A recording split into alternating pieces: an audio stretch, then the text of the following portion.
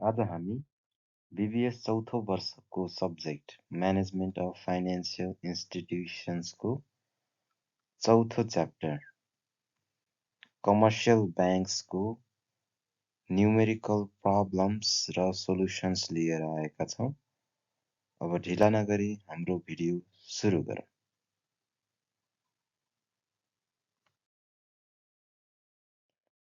आजको पहिलो प्रब्लम यस प्रकार रहेको छ। Problem 1. Suppose Nobel Bank has signed a loan commitment to provide Lakshmi Furniture's rupees 15 million over the coming fiscal year at 10% interest rate. मानौ Nobel ब्याङ्कले चाहिँ लक्ष्मी फर्निचरसँग एउटा लोन कमिटमेन्ट साइन गरेको रहेछ। त्यो लोन कमिटमेन्टमा चाहिँ उसले 15 मिलियन अब आउने फिस्कल इयर आर्थिक वर्षको लागि 10% इन्ट्रेस्ट रेटमा 15 मिलियन प्रोभाइड गर्ने लोन कमिटमेन्ट गरेको रहेछ। It charges 1/8% upfront fee and 1.1/4% commitment fee on the unused portion. Nobel ब्याङ्कले चाहिँ अपफ्रन्ट फी भनेको लोन कमिटमेन्ट साइन हुँदाखेरि लिने चार्ज, यो अपफ्रन्ट फी चाहिँ 1/8% लिँदो रहेछ र यो कमिटमेन्ट फी भनेर जुन लोन कमिटमेन्ट मध्ये युज नगरेको पैसा जति हुन्छ त्यसलाई अनयुज पोर्सन भन्छ। अनयुज पोर्सनको 1/4% चाहिँ कमिटमेन्ट फी भनेर चार्ज गर्दो रहेछ। Lakshmi Furnitures actually took down the loan of rupees 12 million over the commitment period. Commitment period भरि चाहिँ लक्ष्मी फर्निचर्सले 15 मिलियनको लोन कमिटमेन्ट गरेको मध्ये जम्मा चाहिँ रुपिस 12 मिलियनको लोन चाहिँ एक्चुअलमा लिएको रहेछ। पहिलो प्रश्न रहेको छ, what is the upfront fee of the loan commitment?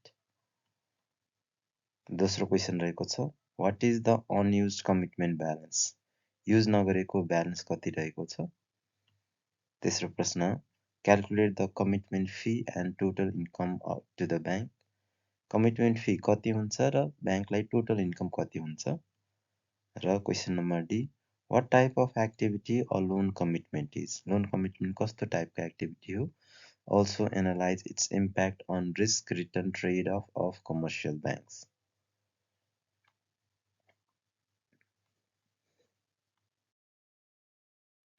यसको सोलुसन हेरौँ अब।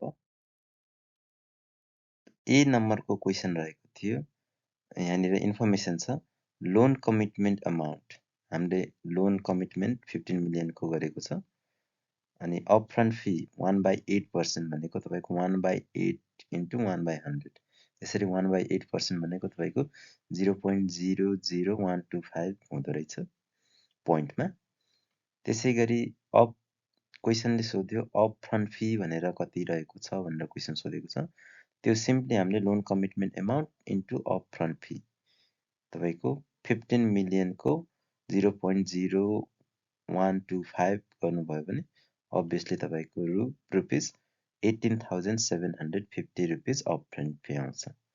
Hence the upfront fee is rupees 18,750 हुन आउँछ।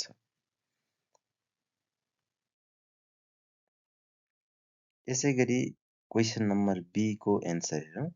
यहाँनिर अनयुज्ड ब्यालेन्स पोर्सन कति रहेको छ भनेर क्वेसन सोधेको छ। इन्फर्मेसन दिएको छ loan commitment amount 15 million, loan taken actual loan taken भनेको 12 मिलियन छ भनेपछि हाम्रो अनयुज्ड कमिटमेन्ट ब्यालेन्स भनेको हामीले लक्ष्मी फर्निचर्सले एक्चुअली नलिएको पोर्सन कति हो भनेर भनेको छ। Loan commitment minus loan taken, एक्चुअलमा कति लोन टेकन त्यो एमाउन्ट चाहिँ तपाईले लोन साइन गर्दाखेरि लोन कमिटमेन्टको एमाउन्ट घटाइदिनु भयो भने तपाईको अनयुज्ड कमिटमेन्ट ब्यालेन्स आउँछ। यसरी loan commitment amount 15 million minus 12 million गरेर तपाईको 3 मिलियन चाहिँ अनयुज्ड कमिटमेन्ट ब्यालेन्स, त्यो भनेको अनयुज्ड पोर्सन अफ लोन। यसरी hence the unused commitment balance is rupees 3 million.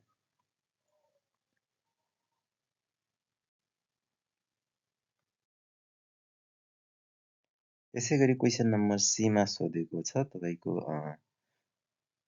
Commitment fee र तपाईँको total income to the bank भनेर क्वेसनले सोधेको छ। यहाँनिर इन्फर्मेसन छ loan commitment amount 15 million, commitment fee भनेको तपाईँको 1/4%, द्याट मिन्स तपाईँको 0.025 पोइन्ट आउँदो रहेछ।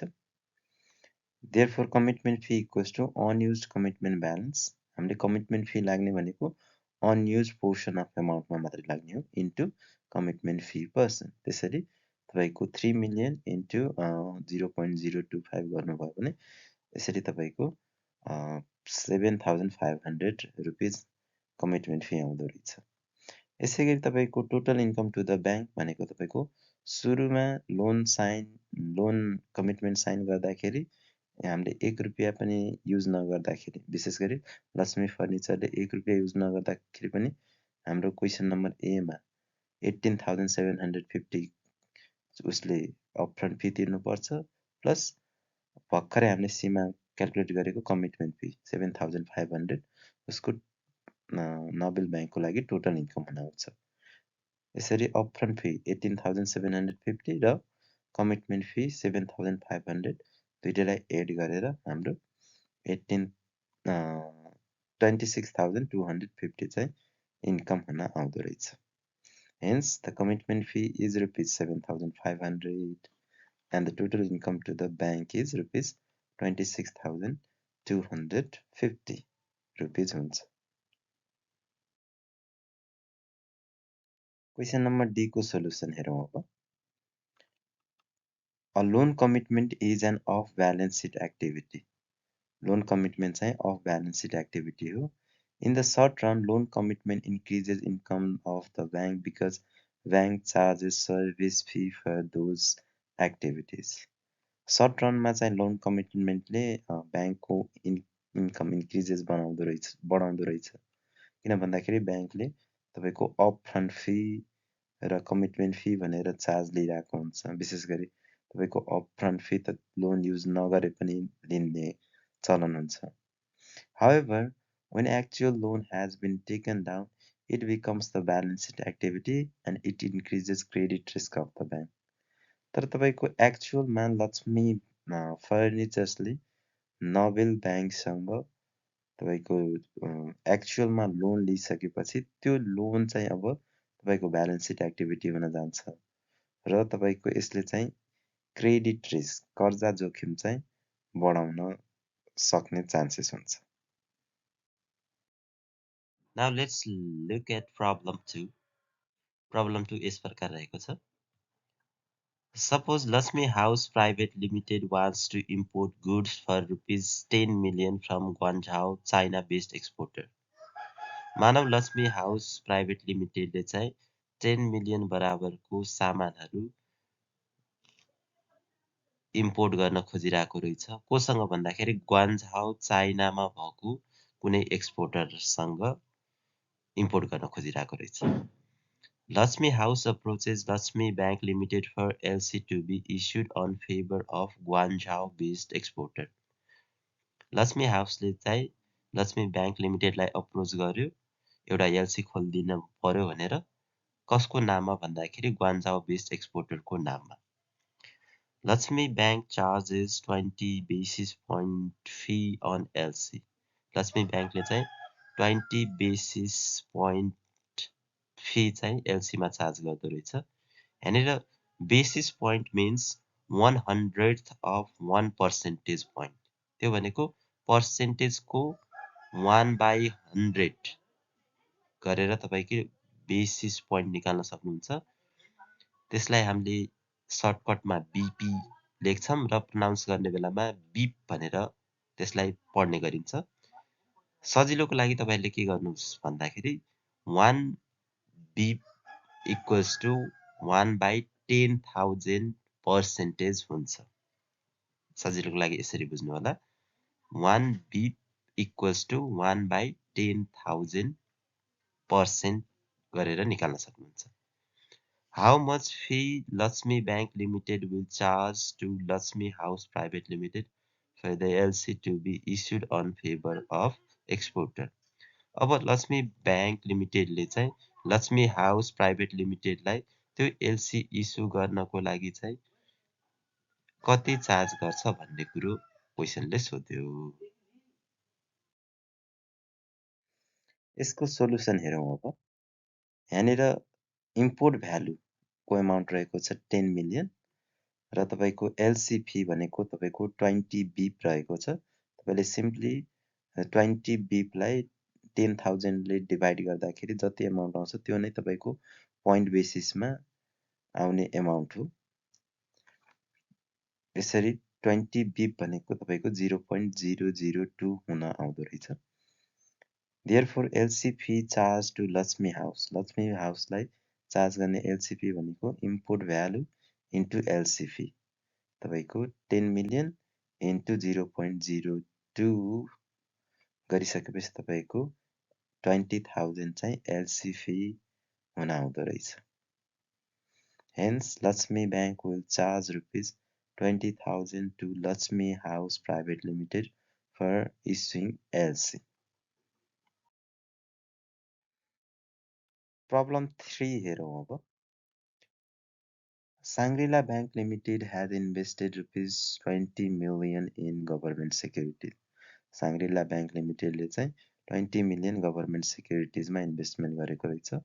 On the average, interest rate on the government securities is 4.5%, and interest income on the government securities that it invested is tax exempted. Government securities मा चाहिँ एभरेजमा 4.5% तपाईँको interest rate हुँदो रहेछ र जुन गभर्मेन्ट सेक्युरिटिजमा जतिसुकै इन्ट्रेस्ट इन्कम भए पनि त्यो चाहिँ ट्याक्स एक्जेम्प्ट रहेछ भनेर क्वेसनले दिए। Corporate tax rate applicable for banks and other licensed financial institution is 30%। Corporate tax rate चाहिँ तपाईँको ब्याङ्क एन्ड अरू फाइनेन्सियल इन्स्टिट्युसनलाई कति रहेछ भन्दाखेरि 30% रहेछ। What will be the tax equivalent income of Shangri-La Bank Limited? Shangri-La Bank Limited को tax equivalent income कति रहेछ भनेर क्वेसनले सोध्यो।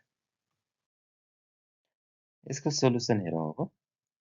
यहाँनिर इन्भेस्टमेन्ट रहेको छ तपाईँको रुपिस 20 मिलियन अनि त्यसपछि तपाईँको इन्ट्रेस्ट रेट रहेको छ 4.5%। त्यसलाई हामीले पोइन्टमा कन्भर्ट गर्दाखेरि 0.045।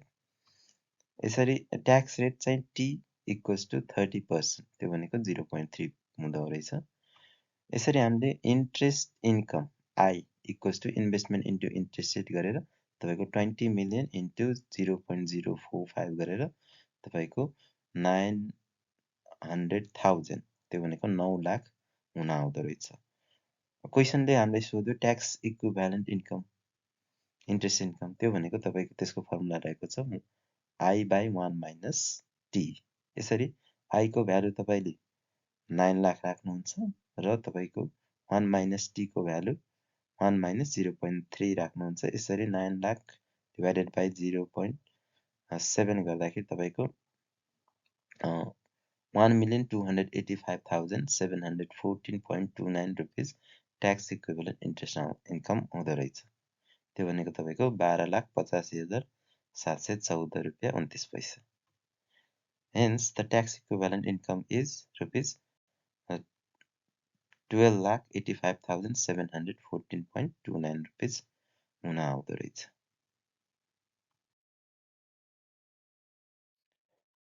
प्रब्लम 4 लाई हेरौँ अब।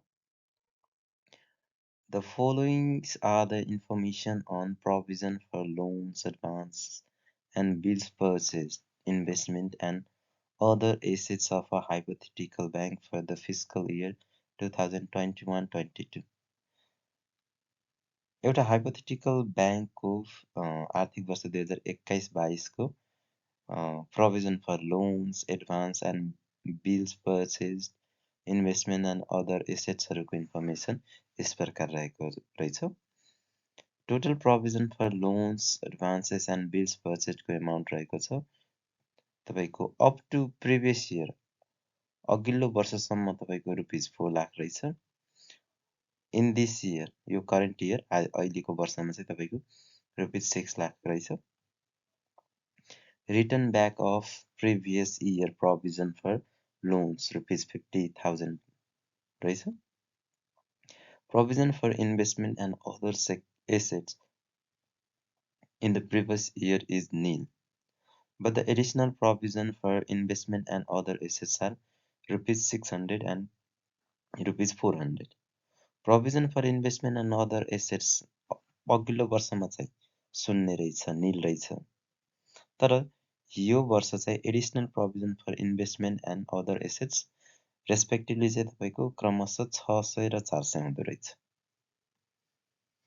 यो मानेमा what is the amount of provision for possible loss charged to profit and loss account of the hypothetical bank for fiscal year 2021-22? 2021-22 आर्थिक वर्षको लागि पोसिबल प्रोभिजन लोन लसको लागि चाहिँ कति हुँदो रहेछ भनेर क्वेशनले सोध्यो। यसको सोलुसन हेरौँ हामी। Amount of provision for loans, advances and bills purchased to be debited to profit and loss account. Profit and loss account मा तपाईको डेबिट हुने amount of provision for loans को amount के हुँदो रहेछ भनेर यहाँनिर total provision up to previous year क्वेशनले प्रोभाइड गरे अनुसार हाम्रो 4 लाख रहेको छ। त्यसमा हामीले less previous years provision return back हामीले एड गर्छौं। यसरी तपाईको 50,000 हामीले लेस गर्छौं। 4 लाख minus 50,000 गरेर 3,50,000 चाहिँ तपाईको ब्यालेन्स आफ्टर रिटर्न ब्याक को एमाउन्ट हुन आउँछ। अनि त्यसपछि total provision of this year हामीलाई क्वेशनले प्रोभाइड इन्फर्मेसन गरेको छ। तपाईको इन्फर्मेसन चाहिँ 6 लाख को छ total provision of this year. यसरी हामीले additional provision for the current year यो वर्ष हामीले एडिशनल प्रोभिजन कति गर्यौं भन्दाखेरि तपाईको बी माइनस ए गर्नुहुन्छ। तपाईको 6 लाख माइनस 3,50,000 गरेर 2,50,000 चाहिँ additional provision for the current year को एमाउन्ट आउँछ। त्यसमा तपाईले एडिशनल प्रोभिजन फर इन्भेस्टमेन्ट र additional provision for other assets तपाईले एड गर्दिनुहुन्छ। एड गर्दाखेरि तपाईको 2,50,000 प्लस 600 प्लस 400 गरेर तपाईको total provision charge to PL account तपाईको 2,51,000 हुने रहेछ।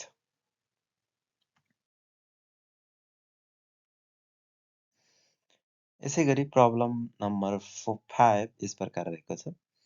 The following figure are extracted from the balance sheet and income statement of NIC Asia Bank, NICA and Himalayan Bank Limited, HBL for the fiscal year 2021-22. Information तपाईलाई टेबलमा provide गरेको छ। कृपया question राम्ररी हेर्नु होला। यहाँनिर इन्फर्मेसन रहेको छ अपरेटिङ इन्कम एनआईसी एसियाको रुपीज इन मिलियन रहेको छ र एचबीएल रुपीज इन मिलियन रहेको छ। अपरेटिङ प्रफिट दिएको छ हामीलाई, net profit, total assets, share capital र रिजर्भ सरप्लस को एमाउन्टहरु रहेको छ। र हामीलाई क्वेशन पहिलो सोधेको छ what is ROE of NIC Asia and HBL for the fiscal year 2021-22। Return on equity NIC Asia र एचबीएल को कति रहेको छ आर्थिक वर्ष 2021-22 को लागि भनेर पहिलो क्वेशन सोध्यो। यसैगरी बीमा सोध्यो calculate ROE and equity multiplier of NICA and HBL. Return on assets र इक्विटी मल्टिप्लायर कति रहेको छ त्यो सोध्यो। सीमा सोध्यो तपाईको calculate PM ratio and AU ratio of NICA and HBL.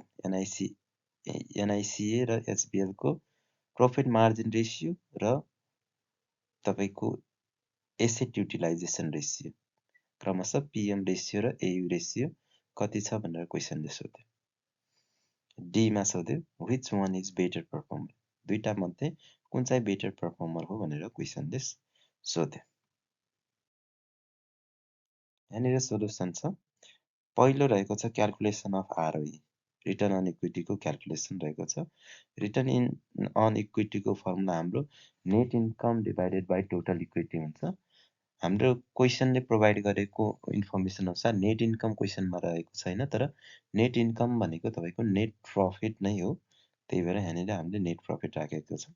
त्यसपछि तपाईँको टोटल इक्विटीको एमाउन्ट चाहिँ क्वेसनमा प्रोभाइड गरेको छैन, तर टोटल इक्विटी हामीले कसरी क्यालकुलेट गर्न सक्छौँ भने सेयर क्यापिटलमा हामीले if we add reserve and funds then we get total equity, total capital equity अथवा टोटल इक्विटी क्यापिटल। यसरी तपाईँको आरओई अफ एनआइसी एसिया चाहिँ तपाईँको net profit 680.32 divided by share क्यापिटलको एमाउन्ट 3695.02 प्लस 1803.77 गरेर तपाईँको एमाउन्ट चाहिँ 0.1237, त्यो भनेको तपाईँको 12.37% चाहिँ return on equity NIC Asia ब्याङ्कको रहेछ। यसै गरी आरओई अफ एचबिएललाई हेरौँ, तपाईँको नेट प्रफिट रहेको छ 1112.29 र तपाईँको सेयर क्यापिटल 4499.15 प्लस तपाईँको रिजर्भ एन्ड सर्भ फन्ड्स भनेको 2459.75 रहेको छ। यसरी तपाईँको क्यालकुलेट गर्दाखेरि एमाउन्ट रहेछ आउँदो रहेछ 0.1598, त्यो भनेको तपाईँको 15.98% चाहिँ आरओई रहेछ एचबिएलको। Hence ROE of NIC Asia is 12.37% and return on equity of Himalayan Bank Limited is 15.98%. यसै गरी अब बी को सोल्युसन हेरौँ। Calculation of ROA and equity multiplier रहेको छ। रिटर्न अन एसेट्स सुरुमा हेरौँ, हाम्रो net income divided by total assets, यहाँ नेट इन्कमको सट्टा नेट प्रफिट राखिएको छ। यसरी तपाईँले सुरुमा आरओए अफ एनआइसी एसियाको हेर्नुहोस् 680.32 नेट प्रफिट रहेको छ र टोटल एसेट्स तपाईँको 60,519.40 रहेको छ। यसरी तपाईँको क्यालकुलेट गर्दाखेरि 0.0112, त्यो भनेको तपाईँको 1.12% चाहिँ रिटर्न अन एसेट्स आउँदो रहेछ। त्यसै गरी return on assets of Himalayan bank limited हेरौँ, यहाँनिर तपाईँको नेट प्रफिट चाहिँ 1112.29 रहेको छ र त्यसलाई तपाईँले टोटल एसेट्सले डिभाइड गर्नुभयो भने टोटल एसेट्समा 82,801.5 गरेर तपाईँको 1.34% चाहिँ रिटर्न अन एसेट्स हुन आउँदो रहेछ। Hence return on assets of NIC Asia 1.12% रहेछ and return on assets of Himalayan bank limited is 1.34% हुँदो रहेछ। यसै गरी अर्को सोल्युसन हेरौँ, हाम्रो इक्विटी मल्टिप्लायरको केसमा अब हेरौँ। इक्विटी मल्टिप्लायरको फर्मुला रहेको छ total assets divided by total equity capital. हाम्रो टोटल एसेट्स क्वेसनले प्रोभाइड गरेको छ, तर टोटल इक्विटी क्यापिटल हामीले निकाल्नु पर्ने हुन्छ। हामीलाई इन्फर्मेसन क्वेसनले दिएको अनुसार share capital plus reserve and फन्ड्सलाई एड गर्नुहुन्छ। यसरी तपाईँको इएम अफ एनआइसी एसिया भनेको तपाईँको टोटल एसेट्सको एमाउन्ट 60,519.40 डिभाइडेड बाई तपाईँको सेयर क्यापिटलको एमाउन्ट 3,695.02 प्लस रिजर्भ एन्ड फन्ड्सको फर्मुला एमाउन्ट चाहिँ तपाईँको 1,803.77 गरेर तपाईँको यसरी क्यालकुलेट गर्दाखेरि 11.01 टाइम्स चाहिँ इक्विटी मल्टिप्लायर हुन आउँदो रहेछ। यसै गरी equity multiplier of Himalayan bank limited हेरौँ, तपाईँको टोटल एसेट्स रहेको छ 82,801.5 डिभाइडेड बाई तपाईँको सेयर क्यापिटल चाहिँ 4,499.15 प्लस रिजर्भ एन्ड फन्ड्सको एमाउन्ट 2,459.75 गरेर तपाईँको 11.90 टाइम्स चाहिँ इक्विटी मल्टिप्लायर हुन आउँदो रहेछ।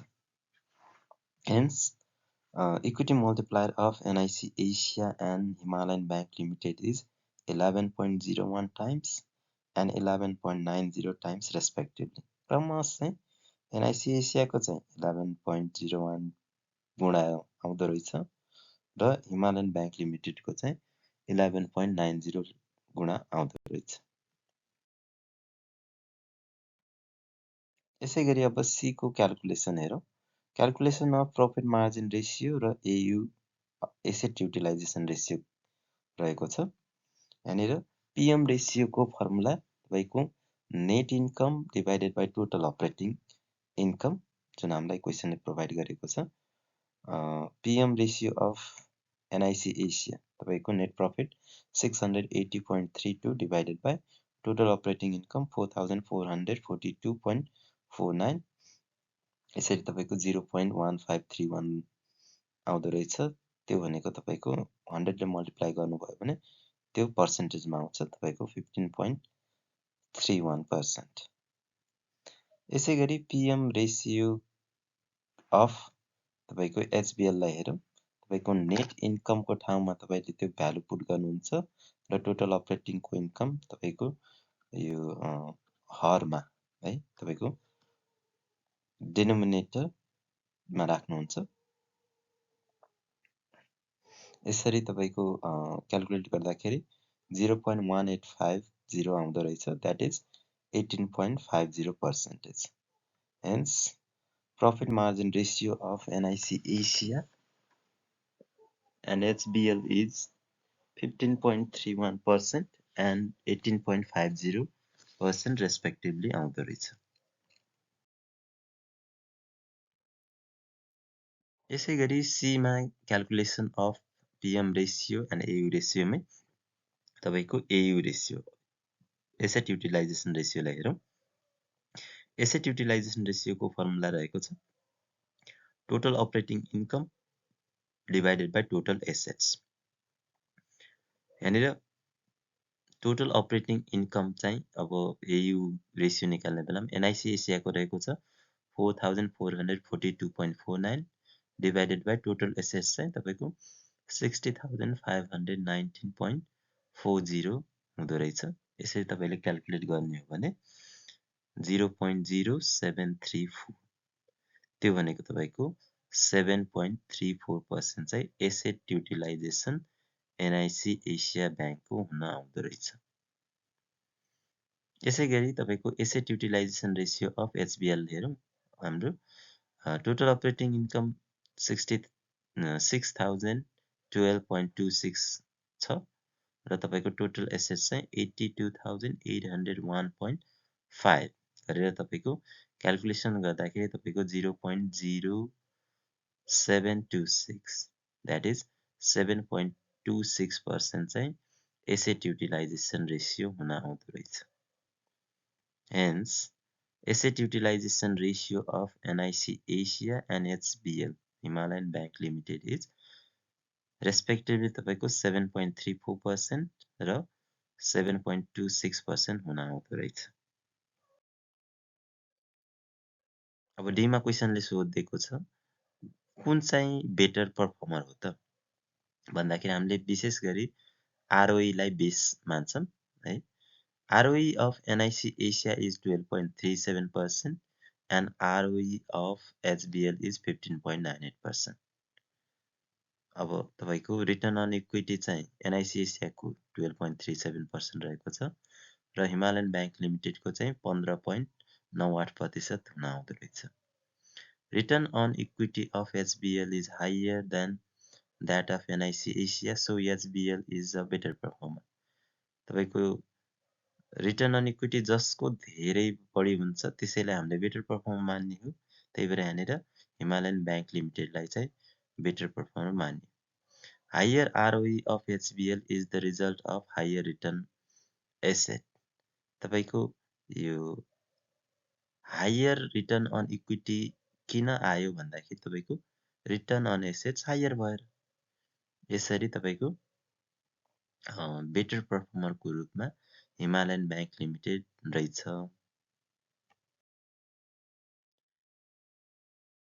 क्वेसन नम्बर 6 हेरौँ अब।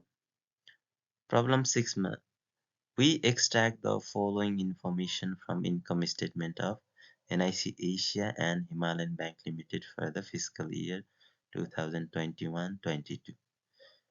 आर्थिक वर्ष 2021-22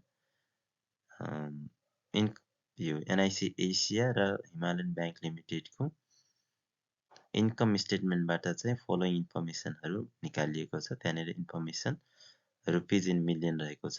तपाईँको नन इन्ट्रेस्ट एक्सपेन्सेस छ, इन्ट्रेस्ट एक्सपेन्सेस छ, नन इन्ट्रेस्ट एक्सपेन्सेस छ, total operating income, provision for loan losses, income tax, interest income, non interest income र टोटल एसेट्सको एमाउन्ट तपाईँको दुवै ब्याङ्क एनआइसी एसिया र हिमालयन ब्याङ्क लिमिटेडको दुईटैको एमाउन्ट देखाइएको छ क्वेसनमा र तपाईँको यो दुईटै एमाउन्ट चाहिँ मिलियनमा छ भनेर क्वेसनले एज्युम गरेको छ।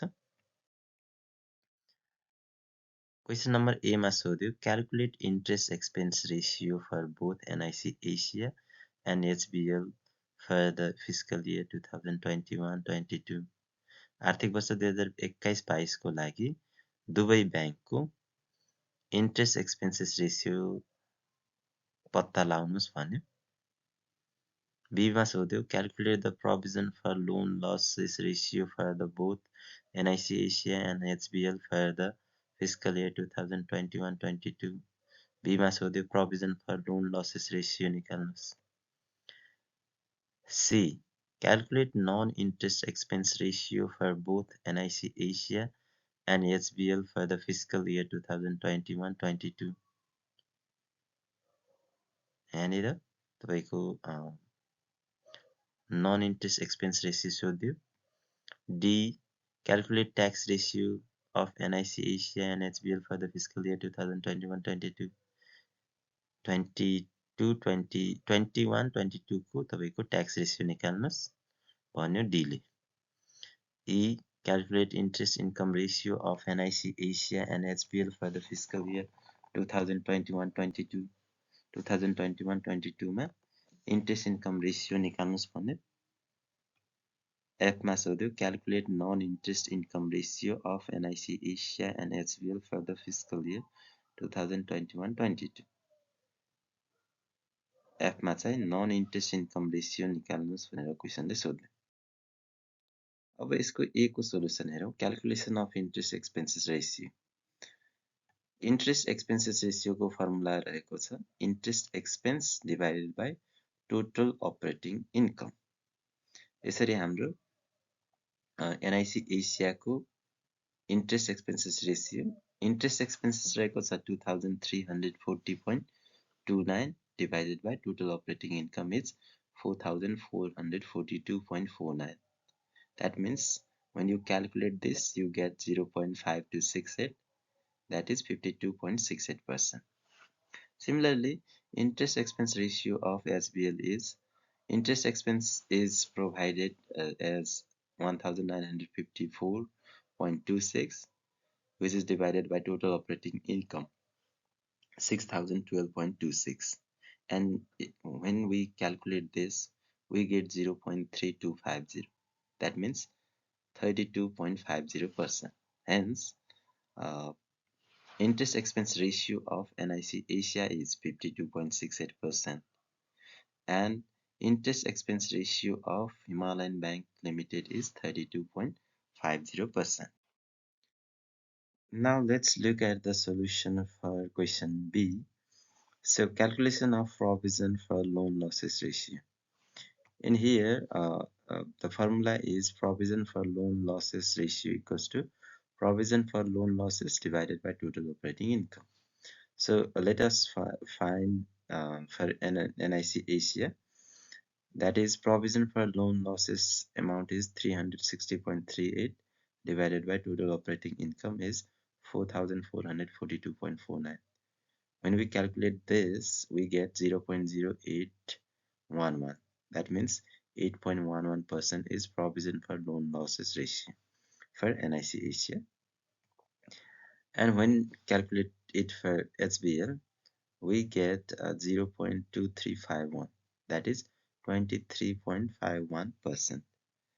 So hence provision for loan losses ratio NIC Asia को चाहिँ 8.11% रहेको छ र तपाईको HBL को चाहिँ 23.51% रहेको छ। And let us see the solution of C, calculation of non-interest expense ratio. So non-interest expense ratio is denoted as non-interest expenses divided by total operating income. यहाँनिर तपाईँको non-interest expense ratio चाहिँ non-interest expenses को amount 873.60 रहेको छ र total operating तपाईँको 4442.49 गरेर तपाईँको क्याल्कुलेट गर्दाखेरि 0.1966, त्यो भनेको तपाईँको 19.66% चाहिँ नन इन्ट्रेस्ट एक्सपेन्स रेसियो आउँदो रहेछ। त्यसै गरी हिमालयन ब्याङ्क लिमिटेडको नन इन्ट्रेस्ट एक्सपेन्सेस रेसियो हेरौँ। यहाँनिर तपाईँको नन इन्ट्रेस्ट एक्सपेन्सेस तपाईँको 1964.87 हुँदो रहेछ। त्यसपछि टोटल अपरेटिङ इन्कम चाहिँ 6012.26 गरेर तपाईँको 0.3268, त्यो भनेको तपाईँको 32.68% non-interest expense ratio आउँदो रहेछ। Hence, non-interest expense ratio of NIC Asia is 19.66% and Himalayan Bank Limited is 32.68% हुन आउँदो रहेछ।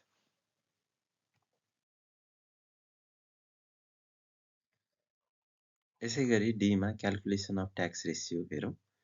ट्याक्स रेसियोको फर्मुला रहेको छ income tax divided by total operating income. NIC एसियाको लागि इन्कम ट्याक्स रहेको छ 290.37 र total operating income as it is छ तपाईँको। यसरी क्याल्कुलेट गर्दाखेरि हाम्रो 0.0654, त्यो भनेको तपाईँको 6.54% चाहिँ एनआइसी एसियाले ट्याक्सको रूपमा चाहिँ सरकारलाई बुझाउँदो रहेछ। त्यसै गरी ट्याक्स रेसियो अफ एचबिएल हेरौँ।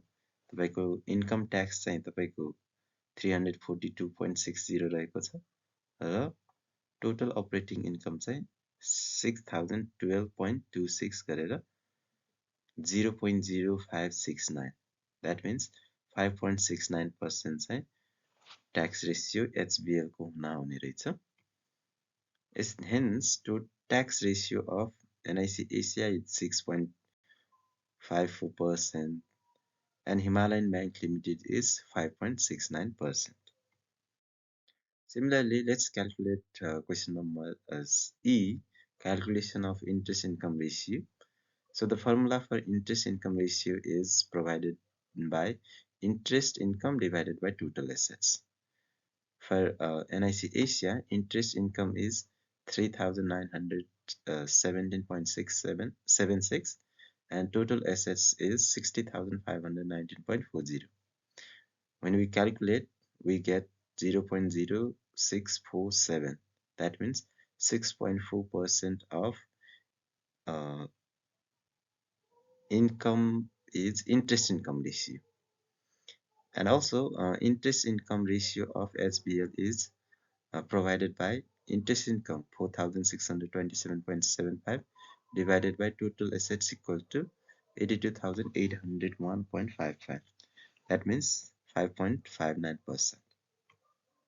Hence, interest income ratio of NIC Asia is 6.47% and SBL is 5.59%.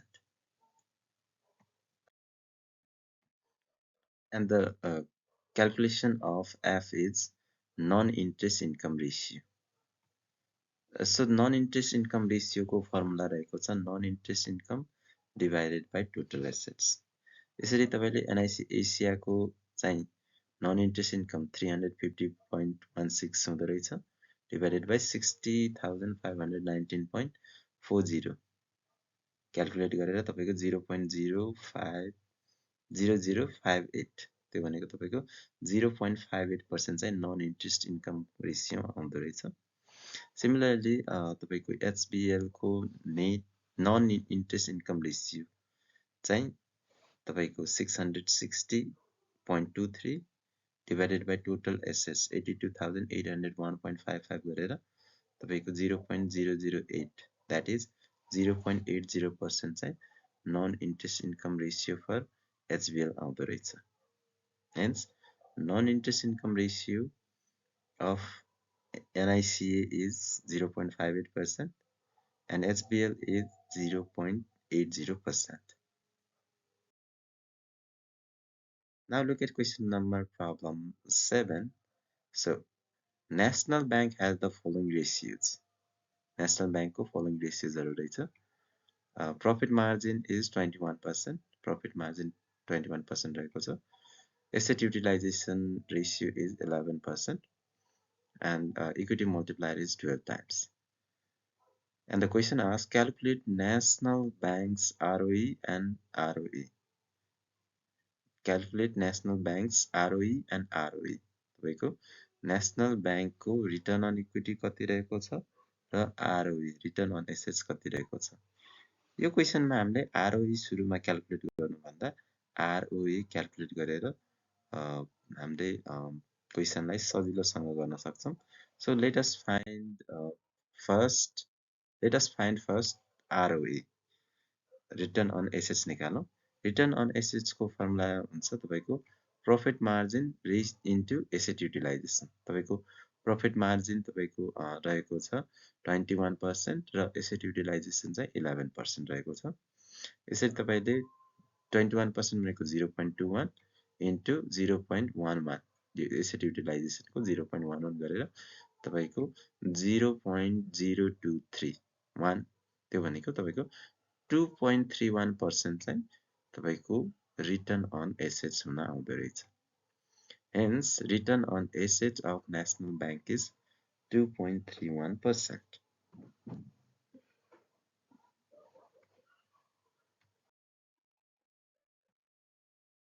After calculating ROE, let's find out ROE, return on equity.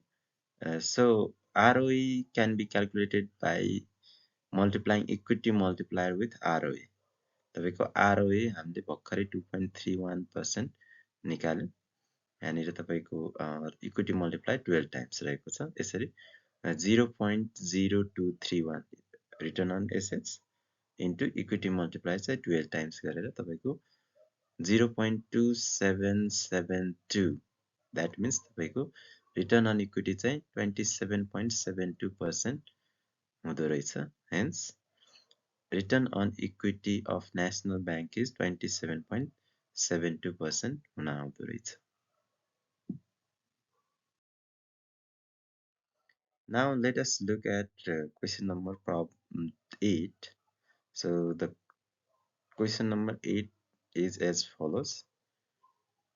The following are the elements of core capital and supplementary capital of Nepal Investment Mega Bank Limited. Rupees in millions. Nepal Investment Mega Bank को core capital र supplementary capital को elements हरु चाहिँ दिएको छ। Paid of capital रहेको छ rupees 1000, यो मिलियनमा हो, 1000 मिलियन हो। त्यसैगरी शेयर प्रिमियम रहेको छ 50, जनरल रिजर्भ रहेको छ 52, क्यापिटल रिडेम्पसन फन्ड इज 100, त्यसैगरी क्यापिटल एडजस्टमेन्ट फन्ड 200 र रिटर्न अर्निङ 50 रहेको छ। गुडविल 50 र fixed assets 20, cumulative preference shares 400, subordinated term loans sign 250, general loan loss provision say 50, exchange equalization reserve 30 र hybrid capital instruments तपाईको 200 रहेको छ। क्वेशन नम्बर ए ले सोध्यो what is the core capital of this bank, B ले सोध्यो what is the supplementary capital of the bank। ए ले सोध्यो यो बैंकको कोर क्यापिटल कति रहेको छ। क्वेशन नम्बर बी ले सोध्यो सप्लिमेन्टरी क्यापिटल यो बैंकको कति रहेको छ भनेर क्वेशन सोध्यो।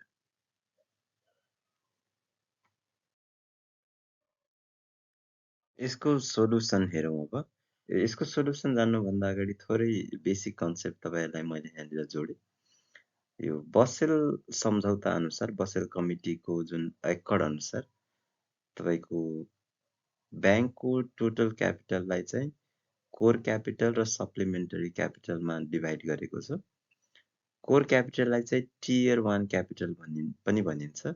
विशेष गरी टियर 1 क्यापिटल अथवा कोर क्यापिटलमा के इन्क्लुड हुन्छ भने तपाईँको पेड अप क्यापिटल हुन्छ, त्यसपछि तपाईँको सेयर प्रिमियम, त्यसपछि तपाईँको जेनरल रिजर्भ जुन चाहिँ यो वैधानिक जेनरल रिजर्भ स्ट्याचुटरी छ भने त्यो इन्क्लुड हुन्छ, त्यसपछि रिटर्न अर्निङ्स, त्यसपछि क्यापिटल रिडेम्सन रिजर्भ अथवा fund, capital adjustment reserve funds, dividend equalisation reserves, other free reserve छन् भने कुनै, त्यसपछि त्यो बाहेक तपाईँको irredeemable non cumulative preferred stock छ भने त्यो पनि तपाईँको टियर 1 क्यापिटलमा इन्क्लुड हुन्छ। Minority interest in consolidated subsidiary यो तपाईँको सहायक कम्पनीहरूमा जुन माइनोरिटी इन्ट्रेस्ट छ भने त्यो पनि इन्क्लुड हुन्छ। त्यसपछि पर्पेचुअल डेप्ट इन्स्ट्रुमेन्ट पनि तपाईँको कोर क्यापिटलमा इन्क्लुड हुन्छ। तर यो कोर क्यापिटल इन्क्लुड हुँदै गर्दाखेरि त्यो कोर क्यापिटलमा चाहिँ सर्टेन डिडक्सनहरू पनि तपाईँको यो बसेल क्यापिटलको क्यापिटल एडिक्वेसी फ्रेमवर्क अनुसार तपाईँले डिडक्टेबल एमाउन्ट भनेको तपाईँको गुडविल घटाउनु पर्ने हुन्छ, फिक्सेस एसेट्स, त्यसपछि इन्भेस्टमेन्ट इन सेक्युरिटिज जस्ता केही पोइन्ट्सहरू चाहिँ तपाईँको कोर क्यापिटल निकाल्ने बेलामा चाहिँ डिडक्ट गर्नुपर्ने सिचुएसन हुन्छ। अब यहाँनिर यसको सोल्युसन एक्चुअलमा हेरौँ। क्यालकुलेसन अफ कोर क्यापिटल यो चाहिँ तपाईँको मिलियन्समा रहेको छ। यसरी तपाईँको paid up capital 1000, share premium 50, general reserve 52, capital redemption fund 100, त्यसपछि क्यापिटल एडजस्टमेन्ट फन्ड 200 र रिटर्न अर्निङ 50 गरेर तपाईँको टोटल हामीले यसलाई एले डेनोट गरेका छौँ। तपाईँले टोटल क्यालकुलेट गरेर 1452 चाहिँ तपाईँको यसको टोटल हुन आयो। त्यसमा तपाईँले डिडक्सन मैले अघि भने अनुसार तपाईँको गुडविल 50 र फिक्सेस एसेट्स जुन 20 गरेर 70 टोटल डिडक्सन तपाईँको 1452 माइनस 70 गरेर तपाईँको कोर क्यापिटल चाहिँ 1382 हुन आउँदो रहेछ कोर क्यापिटल। यसै गरी तपाईँको क्वेसन नम्बर बी को सोल्युसन हेरौँ। यहाँनिर क्वेसन नम्बर बीमा तपाईँको सप्लिमेन्टरी क्यापिटल कति हो भनेर क्वेसनले सोधेको छ। कोर क्यापिटल बाहेकका अरू जुन क्यापिटलमा इन्क्लुड हुने जति पनि आइटम्सहरू छन् उनीहरूलाई हामीले सप्लिमेन्टरी क्यापिटल एजुम गर्छौँ। जस्तो क्युमुलेटिभ प्रिफरेन्स सेयर हाम्रो क्वेसनमा रहेको छ 400, त्यसै गरी subordinated term loans 250, general loan loss provision 50, exchange equalisation reserves 40, investment adjustment reserves 60, asset revaluation reserve 30, hybrid capital instrument 200 गरेर तपाईँको टोटल यो सबै एमाउन्टहरू एड गरेर सप्लिमेन्टरी क्यापिटल भनेर तपाईँको 1030 मिलियन चाहिँ यो ब्याङ्क जुन नेपाल इन्भेस्टमेन्ट मेगा ब्याङ्क रहेको छ त्यसको सप्लिमेन्टरी क्यापिटल चाहिँ तपाईँको 1030 मिलियन हुन आउँदो रहेछ। So now again look at problem 9. So problem 9 is as follows. Consider the following components of core capital and supplementary capital of a bank. Rupees in millions. तपाईँको core capital र सप्लिमेन्टरी क्यापिटलको केही कम्पोनेन्ट्सहरू रहेको छ जुन चाहिँ मिलियन्समा रहेको छ। यहाँनिर paid up capital 1000, share premium 100, general reserve 200, subordinated term loans 500, general loan loss provision 10, investment adjustment reserve 60. So question A ले सोध्यो what is the core capital of the bank? ब्याङ्कको कोर क्यापिटल कति रहेको छ?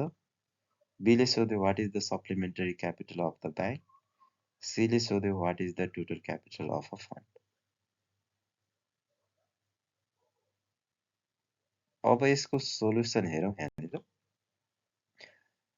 कोर क्यापिटलको हाम्रो information अनुसार हामीलाई जम्मा 3टा इन्फर्मेसन दिएको छ। Calculation of core of capital यो रुपिस इन मिलियन्स रहेको छ। तपाईको paid of capital 1000, share premium 100 र जेनरल रिजर्भ 200 गरेर तपाईको टोटलमा कोर क्यापिटल चाहिँ 1300 हुँदो रहेछ। हेन्स तपाईको यो core capital of this bank is 1300 million. यसैगरी क्वेशन नम्बर बी को सोलुसन हेरौँ। सप्लिमेन्टरी क्यापिटल सोधेको छ। तपाईको बाँकी रहेको 3 वटा points subordinated term loans 500, general loan loss provision 10, investment adjustment reserve 60 गरेर तपाईको सप्लिमेन्टरी क्यापिटल चाहिँ टोटलमा 500 प्लस 10 प्लस 60 गरेर 570 चाहिँ टोटल सप्लिमेन्टरी क्यापिटल आउँदो रहेछ। यसरी अब तपाईले सप्लिमेन्टरी क्यापिटल चाहिँ यो बाँकी रहेको 3टा point subordinated term loans, general loan loss provision र इन्भेस्टमेन्ट एडजस्टमेन्ट रिजर्भ एड गरेर तपाईले सप्लिमेन्टरी क्यापिटल निकाल्न सक्नुहुन्छ। यसैगरी लास्टको क्वेशन रहेको छ तपाईको क्याल्कुलेसन अफ टोटल क्यापिटल कति रहेको छ भनेर क्वेशनले सोधेको छ। यहाँनिर कोर क्यापिटल जुन हामीले क्वेशन नम्बर ए बाट निकाल्यौं 1300 मिलियन र सप्लिमेन्टरी capital which we get from question number B is 570। त्यसरी तपाईको A र B लाई एड गरेर तपाईको टोटल क्यापिटल 1870 मिलियन चाहिँ टोटल क्यापिटल हुन आउँदो रहेछ।